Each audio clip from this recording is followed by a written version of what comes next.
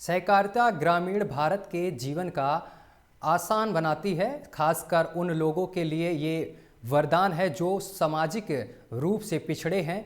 सहकारिता शब्द भले ही कुछ लोगों के लिए नया हो, लेकिन ये संस्था आज़ादी से पहले अस्तित्व में है। ये स्वयं सहायता समूहों के रूप में काम करते हुए आर्थिक रूप से पिछड़े हुए लोगों की आर्थिक स्थिति को बेहतर बनाने के लिए काम करती है।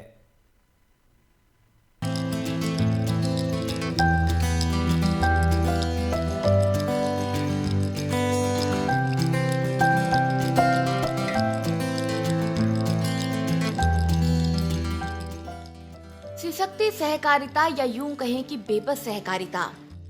सहकारिता ये शब्द शायद ही किसी के लिए नया हो। भारत में 1889 में अनोया सहकारी मंडली से शुरू हुआ सफर कई पड़ावों से होता हुआ आज बेबसी के हाल में मानो दम तोड़ने के लिए मजबूर नजर आता है। सहकारिता को मजबूत करने के लिए हर युग में जरूरी महत्वपूर्ण बदलाव और फैसले लिए गए हैं और इतिहास सालों से इसका गवाह रहा है। फिर चाहे 1904 का साल हो या 1992 या फिर 2002।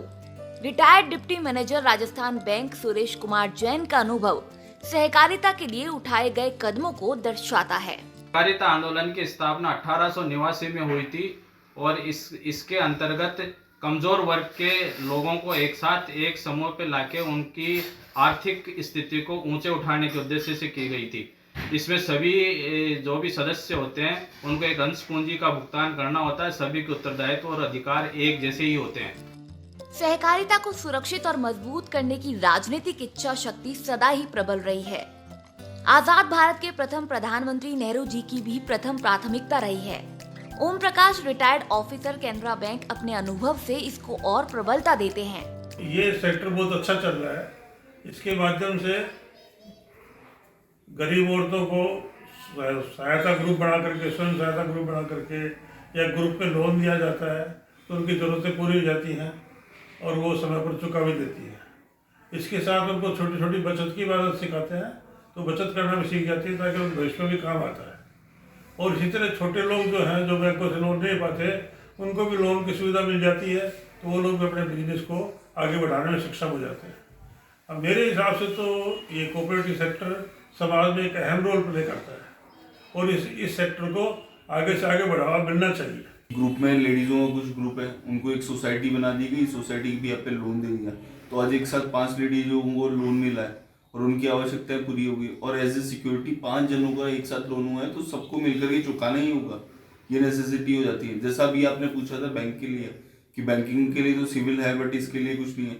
यहाँ सिविल नहीं है, यहाँ पे एक सार्वजनिक सिविल बना दी गई है। वो एज ए एक्ट बना करके, ग्रुप बना करके तो एक दूसरे को देख करके पैसा वापस देना ही पड़ेगा तो पैसा डूबने के चांसेस भी 0 रहेंगे सर और मोस्टली पैसा आपका वापस भी रिटर्न आ जाएगा। सहकारिता का भविष्य देखिए, मेरे हिसाब से ये सब जो चीज़ें हैं ये गाँव के हिसाब से चालू हुई थी, लेकिन अगर हम इसको रूरल को छोड़ करके अगर अर्बन एरियाज में भी आ जाते हैं तो भी यहाँ पे बहुत सारे ऐसे सोसाइटियाँ मिल जाएंगी आपको जिनके साथ में लोग जुड़े हुए हैं और लोगों ने इसका फायदा भी उठाया है और आगे भी उठाएंगे। सहकारिता का प्रबल उद्देश्य हमेशा से ही राष्ट्र को उन्नति की राह पर अग्रसर करना रहा है। सहकारिता के माध्यम से समाज के हर वर्ग को एक माला में पिरोना और हर वर्ग का विकास करना, हर वर्ग स्वावलंबी बने जैसे सिद्धांतों के शामिल होने से हर वर्ग के विकास का मार्ग प्रशस्त किया है, जिसका जीवंत उदाहरण ये महिलाएं हैं।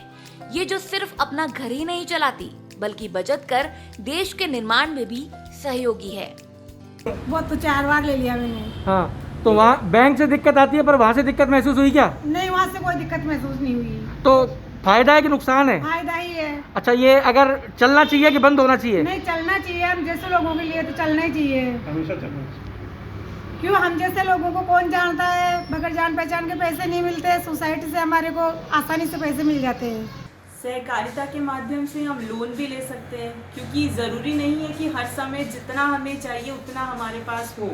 कई बार ऐसा होता है कि हमें चाहिए ज़्यादा बट बचत उतनी नहीं होती है, तो इस माध्यम से हम लोन लेकर भी उस फैसिलिटी को अवील कर सकते हैं ताकि हाँ, एक बार में हमें ज़्यादा अमाउंट चाहिए तो वो भी मिल पाता है। तो ये भी एक बहुत बड़ा प्लस पॉइंट है, क्योंकि आप घर बैठे हमेशा हर चीज आपके हाथ में नहीं होती है। आज के परिवेश में सहकारिता वर्ग की क्रेडिट सोसाइटीज की बेबसी साफ नजर आती है। क्रेडिट सोसाइटीज की छवि कुछ लोगों के गैर वाजिब और गैर ईमानदार नजरिए की वजह से पूरी सहकारिता पर सवालिया निशान लग रहे हैं। गत वर्षों में हुई कुछ वारदातों से सहकारिता के ऊपर से लोगों के विश्वास में कमी आई है, जो कि सहकारिता के लिए एक बुरे वक्त से कतई कम नहीं है। सहकारिता पर उठ रहे सवाल सैकड़ों साल के प्रयासों को पल भर में खत्म कर रहे हैं। इन सवालों के दौर में या तो सहकारिता खत्म हो जाए या ये सोचना होगा कि क्या सही है और क्या गलत। मैं बैंकिंग और सहकारिता में बहुत फर्क देखा। बैंक में मेरे पास में जिनका बिजनेस अच्छा चलता था या जो पढ़े लिखे लोग थे उनको बिजनेस करना था, सरकारी योजनाओं के तहत वही लोग आते थे। ये जो सहकारिता में जो लोग हमारे पास आते हैं, मेंबर बनते हैं, वो वाकई ऐसे लोग हैं जिनको बैंक के बारे में कोई नॉलेज नहीं होता, जिनको लोन लेने के बारे में कोई नॉलेज नहीं होता। वो उन लोगों को सहकारिता के माध्यम से फाइनेंस की अच्छी सुविधा उपलब्ध हो जाती है और वो इससे बहुत फ़ायदा उठाते हैं और अपना धंधा भी सेट कर लेते हैं। मुझे तो बेहद खुशी ये हुई कि इसमें आने के बाद मैं उन लोगों की सेवा कर सका जिन लोगों को बैंकिंग की सेवाएं नहीं मिलती थी। इस सवाल के जवाब के लिए ये जानना जरूरी है कि ये सोसाइटीज आखिर करती क्या हैं और इनका फायदा क्या है, ये किसी के काम की भी है या नहीं। सहकारिता में जो लोन दिए जाते हैं उनके लिए कोई सिक्योरिटी तो होती नहीं है और वो लोन वापस नहीं आते। लेकिन मेरा ऐसा मानना है कि ये सभी के ऊपर ऐसा लागू नहीं होता। कुछ लोग जो वाकई इससे फ़ायदा उठाते हैं, जो इसका यूज़ करते हैं, जो लेने वाले हैं, वो समय पर चुकाते भी हैं और दोबारा जरूरत पड़ती है तो फिर दोबारा लोन ले लेते हैं। तो जो इसकी हम जो रिकवरी करते हैं ये लोग, वो अगर ईमानदारी से रिकवरी करें तो करीब करीब पैसा आता है। थोड़ा बहुत पैसा अगर कोई डिफॉल्टर प्राकृतिक कोई आपदा हो या कोई ऐसी बात हो तो बात दूसरी है। बाकी जनरली लोग इसका वापस चुकाने में तैयार रहते हैं, ऐसा कुछ भी नहीं। अब ये फैसला भी हमें ही करना है कि क्या सब गलत है या सब सही है।